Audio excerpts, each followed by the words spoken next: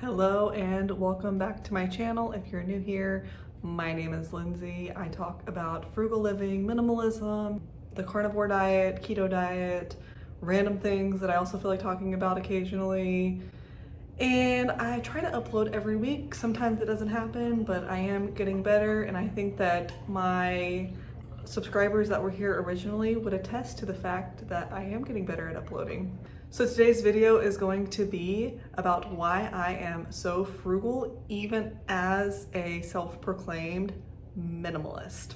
There are a lot of videos on YouTube about how some minimalists aren't frugal, and I am not one of those. I do not buy the most expensive items. I do try and buy quality where I can, but I have seen some videos of minimalists being like, I buy $500 pairs of jeans, I spend all of this money on this, and that's fine, there's no judgment. But I don't spend money unless I absolutely have to. And even when I have to, I try and buy quality, but not luxury, if that makes sense. So I have 10 reasons why I'm so frugal and why I'm so frugal as a minimalist. So let's jump into today's video. But if you're new here, let's do me a favor and hit the like button, the subscribe button. You can leave a comment down below. However, I'm just gonna preface that with saying, if your comment's mean, rude, nasty, ugly, I will delete it and block you from my channel, because listen, ain't nobody got time for that. So that's your warning. I've blocked plenty of people in the last couple of weeks. So number one, we are so frugal so that we can live under the median in our area, and we can do so well. We live in the Midwest. I don't share exactly where we live because #privacy, but we do not make over the median income for our area, and we live frugally so that we can live well even below that. If you know me, one of my favorite channels here on YouTube is Under the Median. So if you don't know who they are, which you should, go follow them on YouTube. It's Hope and Larry, and they're phenomenal. So number two, we don't buy things because, quite honestly, most of it ends up in landfills and is junk anyways. I also just noticed that you can see me in the microwave. We're gonna fix that real fast. I'm not talking about things that we need. I'm talking about things that we want / impulse buy. Most of it ends up in landfills and most of it is junk anyways. And so we just don't buy it. We try and stick specifically to what we need.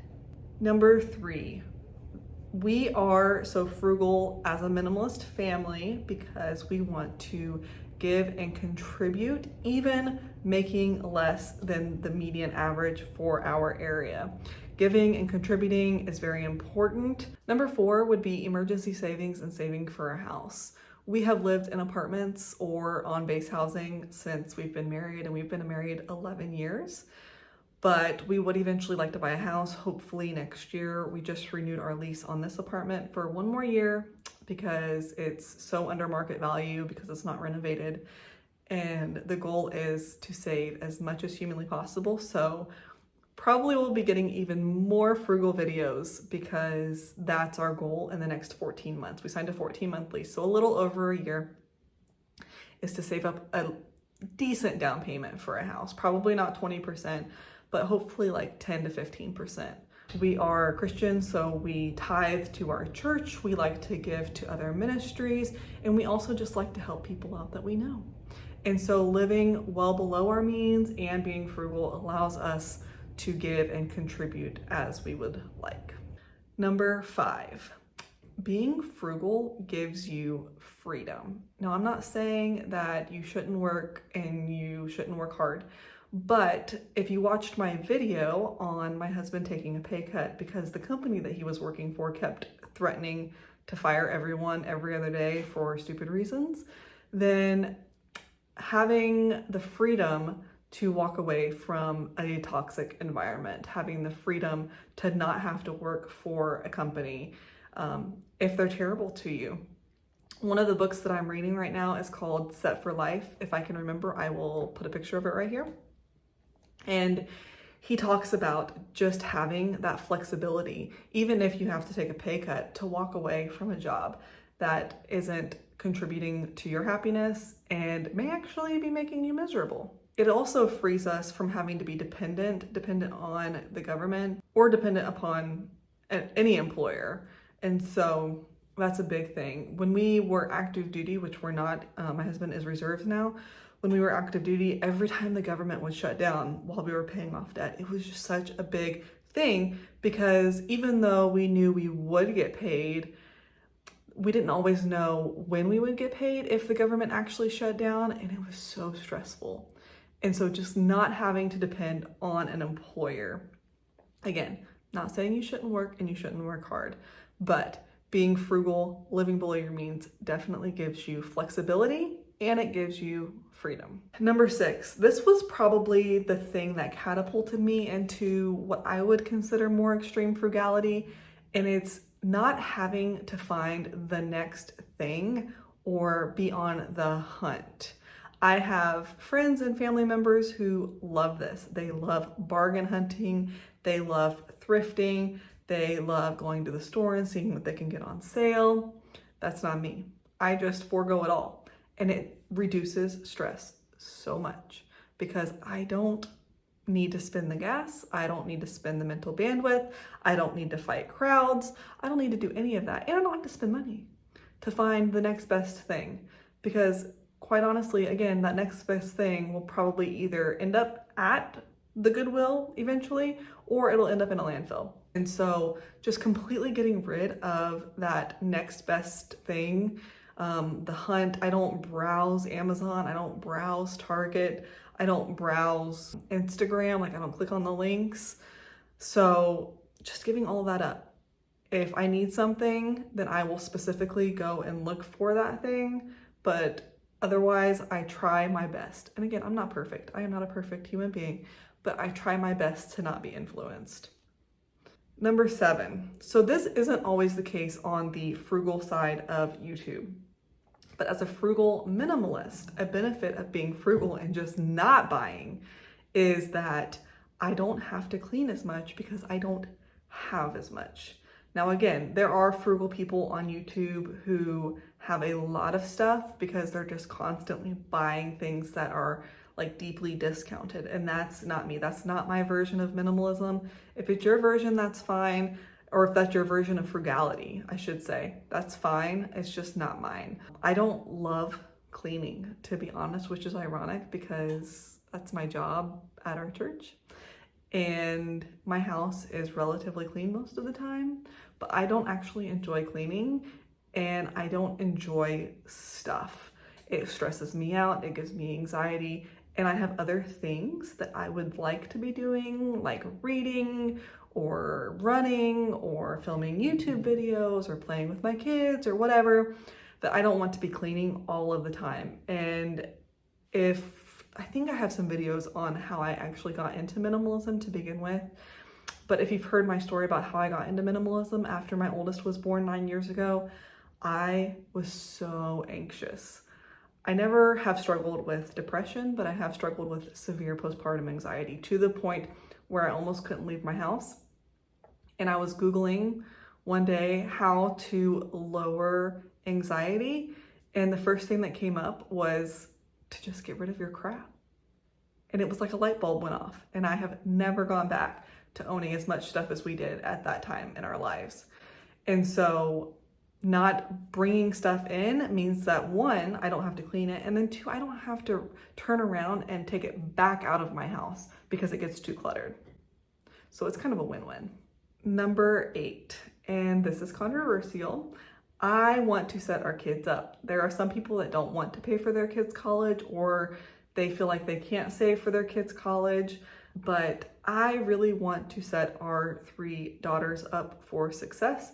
And so by being frugal and not wasting money on non-essentials, which if you Google how much the average American spends on non-essentials, it's quite shocking.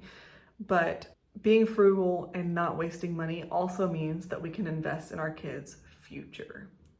And that's something that's really important to me. I don't want them to have to take on student loan debt.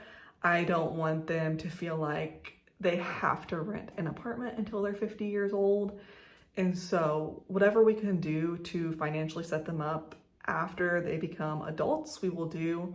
Again, I kind of follow Dave on this, as long as they're responsible. If they're responsible, contributing members of society, then yes, I want to set them up for the future. Number 9, we want to retire with dignity. We are not in the FIRE movement. We aren't like some guru on Instagram. We're not investing like 70% of our income, nothing crazy like that. And there's nothing wrong with that if you are.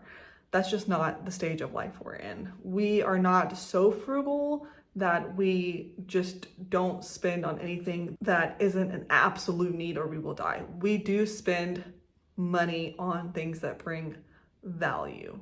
For example, our kids' hybrid school. So our budget is very values-based, but being values-based, we definitely don't spend a lot of money. So the goal is to retire with dignity when we hit retirement age. If you read Joshua Becker's book, Things That Matter, he actually talks about never retiring. And that doesn't mean that you have to work a 9 to 5 until you're 80, but it means it gives you flexibility. So if you want to volunteer more, if you want to take a significant pay cut, if you want to go do missions work, if you want to take a more fulfilling job that doesn't pay as much, then you can do that. And so the goal in retirement is to have enough to live on, not extravagance, not overabundance, but enough to live on, to where we can do what we feel is most contributing to our values, to our society, and to others. Number 10, and I think this kind of like sums it all up, and I think it's kind of obvious as to why we're so frugal, even as a minimalist family, is it just gives you peace of mind. When you're broke, you have car payments, you have student loan debt, you have credit card debt, you are maxed out every month, you have no money left, you have all of this stuff sitting around you that you're staring at that you wasted all of your money on. You're in this consumerism trap, you're on it like a hamster on a wheel that you can't get out of. You have no peace. When we lived that lifestyle, I remember feeling like just waiting for something else to happen to completely destroy us. I felt like we were always one missed paycheck away from losing everything. And yet we had a lot of nice things in our house. Not luxury, but we had a lot of nice things. And most of those things weren't even used. And so we had all of this stuff, but we had no peace of mind. Being frugal, not buying things, having a savings account, all of those things give you peace of mind. Peace of mind cannot be found in a Target, on Amazon, or, whatever some influencer on Instagram is trying to sell you. Anyways, let me know down in the comments below if you're frugal, if you're a minimalist, if you're both, if you just don't believe in either. I will see you next time. Bye.